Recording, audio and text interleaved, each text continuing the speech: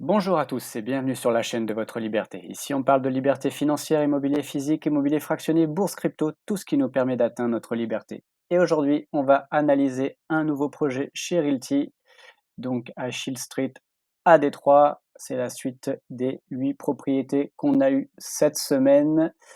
Avant juste de commencer, faire un petit point sur le RMM parce que là, les taux ont explosé ces dernières semaines.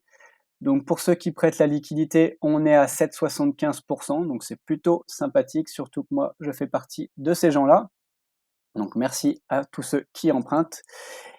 Et après, voilà, j'entends aussi j'entends dire que voilà, le taux devient assez démentiel et autres. On est à 10,81%, alors ça peut paraître comme ça assez élevé, mais finalement, si c'est utilisé pour acheter des tokens Realty, voilà, en moyenne, on va dire qu'on est à 10%. 10%, donc on récolte 10%, on paye 10,81. En fait, ça nous fait un crédit à 0,81%. Finalement, voilà, enfin, on achète de l'immobilier avec un crédit à 0,81%. Je peux dire que ceux qui achètent aujourd'hui de l'immobilier physique, ils seraient contents d'avoir des crédits à 0,80%. Donc voilà, c'est à relativiser. Bien sûr, derrière, potentiellement, vous avez des vacances locatives, vous avez la Rentstart qui commence 2 mois après. Donc voilà, il faut prendre tout ça en compte. Mais voilà, malgré tout, le taux est pas déconnant. Et voilà, c'est du 10,81, mais ça nous rapporte potentiellement plus. Hein, donc, enfin, en tout cas, ça nous rapporte 10%, ça nous rapporte quelque chose. Donc finalement, c'est pas du 10,81% entier. Voilà, ça, c'était ma petite parenthèse. Du coup, allons sur Shield Street, donc la propriété du jour. Et donc, on n'a qu'une seule propriété aujourd'hui, ce qui va nous permettre d'aller un peu plus loin que les autres propriétés de cette semaine. Donc voilà la propriété, c'est celle-ci, c'est une petite maison, donc de 3 chambres, une salle de bain. On va voir, elle est pas grande pour 3 chambres, une salle de bain. Elle a l'air plutôt propre. Honnêtement, on va voir, il n'y a pas beaucoup de travaux de prévus. Le jardin est correct. Et le quartier aussi. Enfin voilà, on va étudier tout ça. Du coup, la vente aura lieu à 21h, comme d'habitude. Donc, on a 66 000 $ à lever. Le rendement espéré est de 9,85.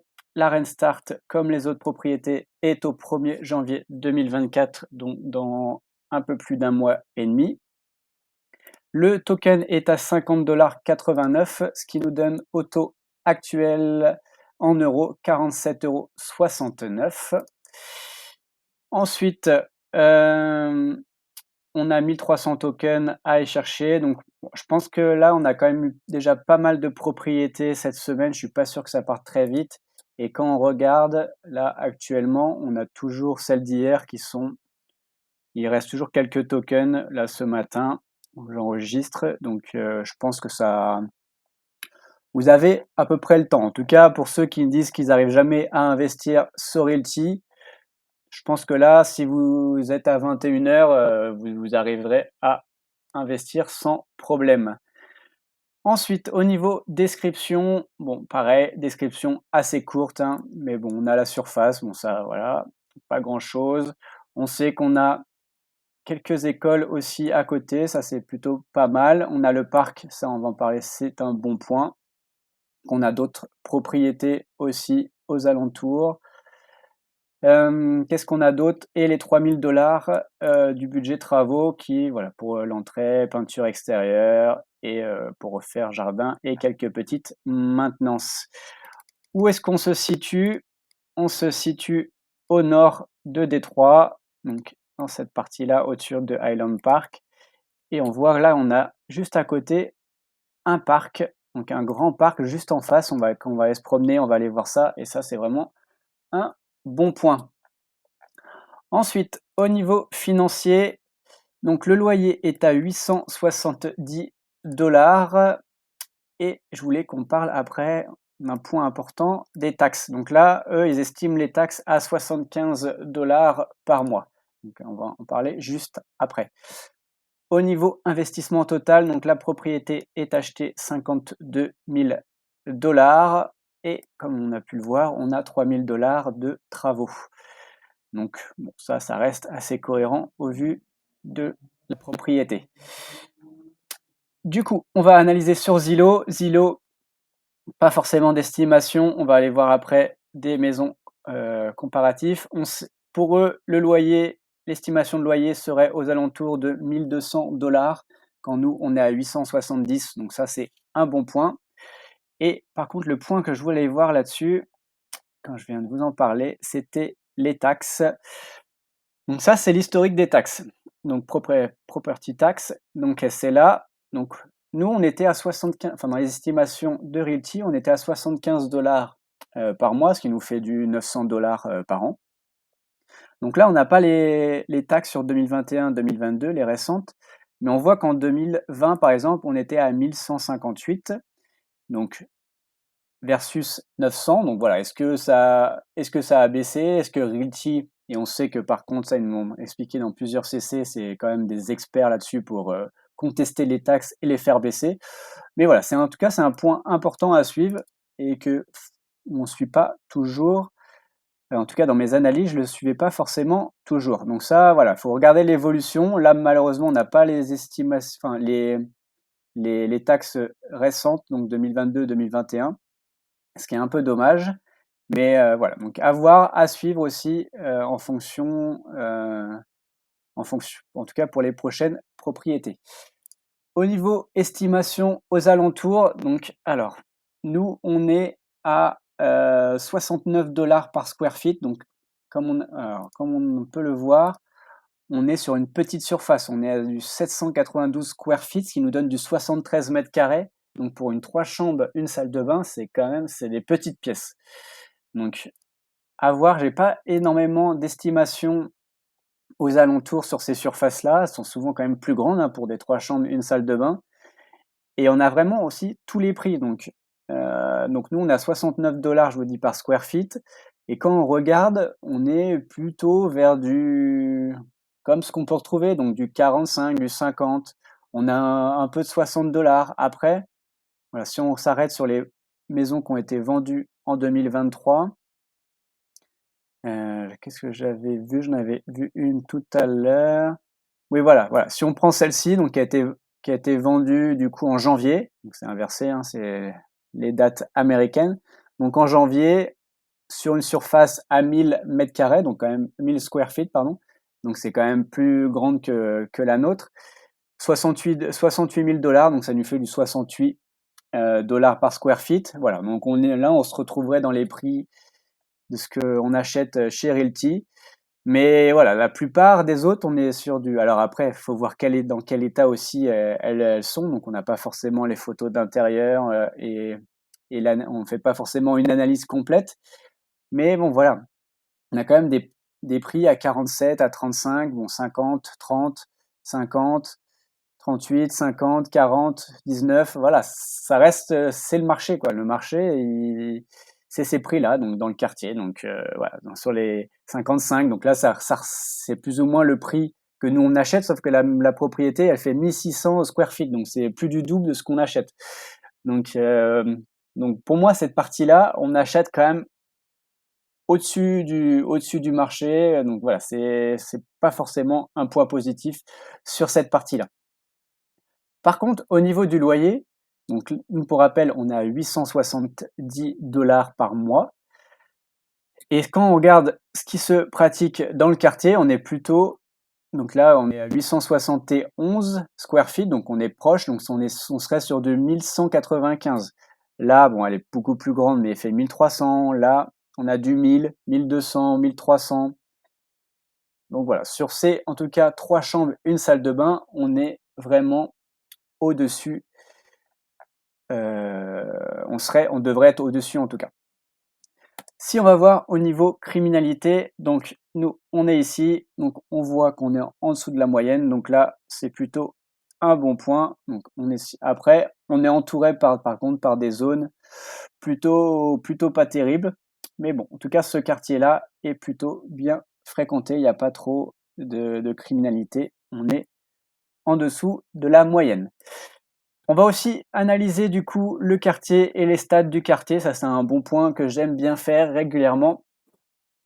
Et ce qu'on peut voir, qui est quand même hyper intéressant, c'est que dans ce quartier, les vacances locatives s'élèvent à 15%. Alors ça peut paraître important, quand on regarde bien sûr par rapport à la moyenne aux États-Unis, on est au-dessus de 76% des quartiers américains. Mais par rapport aux analyses que j'ai pu faire sur d'autres quartiers à Détroit, qui étaient plutôt vers 25-30%, on est vraiment en dessous. Donc là, c'est vraiment un bon point. 15% de vacances locatives, c'est vraiment du positif pour Détroit. Autre point très intéressant, donc je vous laisserai aller voir, je mettrai en commentaire le lien pour voir ça. Donc après, au niveau pauvreté et tout, pareil, ça peut paraître assez important, mais on est vraiment en dessous par rapport à ce que j'ai pu analyser sur d'autres quartiers à Détroit. Donc quand même 57% des enfants vivent dans la pauvreté dans ce quartier, mais voilà, en général, on est plutôt même sur du 70-75% sur d'autres quartiers qu'on a pu voir dans d'autres analyses. Donc pareil, je vous laisserai aller voir si ça vous intéresse. Et par contre, moi, ce que j'aime bien voir souvent aussi, c'est combien de temps mettent du coup les locataires pour aller au travail. Donc, il y a 73% des résidents qui travaillent qui mettent entre 15 et 30 minutes. Donc vraiment, ça, c'est un bon point. 73%, pareil, en général, on est plutôt aux alentours de 50-60%. Donc là, ça veut dire qu'aux alentours, il y a beaucoup de travail. Et voilà, donc ça, c'est un très, très bon point. Voilà, sur ce point, on va aller se promener dans le quartier et je vais vous donner la note de la propriété. Donc là, la propriété, c'est celle-ci. On va regarder, hop, sur cette vue-là, on ne voit pas forcément. On va se mettre comme ça et on va regarder aussi un peu son évolution au fil des années. Donc en 2018, hop, 2011, on voit que il n'y a pas eu de problème, elle n'a pas forcément évolué, ça n'a pas été une cabane. Voilà. Après, on voit tout de suite les pelouses, elles sont quand même plutôt bien entretenues. Le quartier a l'air plutôt safe. Les poubelles, elles sont alignées, il n'y a pas trop de choses par terre. Voilà, ce que, encore une fois, hein, pour ceux qui ont l'habitude d'aller se promener dans les villes de Détroit sur les différentes analyses, parfois c'est plutôt craignos en tout cas, et c'est plutôt sale, quoi. Donc là, on est plutôt sur un bon point. Autre point intéressant, je vous ai dit le parc. Donc le parc, il est juste là, quoi. Donc vraiment à 2 pas, et on a un énorme parc pour aller se promener. C'est plutôt agréable. On voit là, à mon avis, il y a des terrains de jeu ou des terrains, voilà, de sport. Donc ça, c'est vraiment un point très positif. Du coup, on va se promener et en attendant, je vous donne la note et les points négatifs, les points positifs. Donc la note elle est de 7,07 quand la moyenne sur Realty en général a été de 7,27. Donc là, on est légèrement en dessous. Pour quelles raisons? Les points négatifs, donc le prix au square feet, hein, on est vraiment au-dessus pour moi. Au niveau après revente plus-value, je pense que ça va être compliqué. Bien sûr, elle peut augmenter, mais en tout cas, on va pas faire un gros gap. Petite surface, hein, pour une maison, 3 chambres, une salle de bain, c'est quand même pas hyper positif. C'est une maison seule, donc égale risque locatif plus important, hein. Si le locataire il part, le yield il tombe tout de suite à 0. Après, on a pu voir dans les analyses, il y a peu de vacances locatives dans le quartier, ce qui veut dire aussi qu'on va relouer plus rapidement normalement. Donc ça, c'est un bon point. Et on n'a pas de Section 8 ou tout ça pour sécuriser le loyer. Là, il y a quand même, voilà, cette maison, elle est plutôt en mauvais état, ça, elle aussi.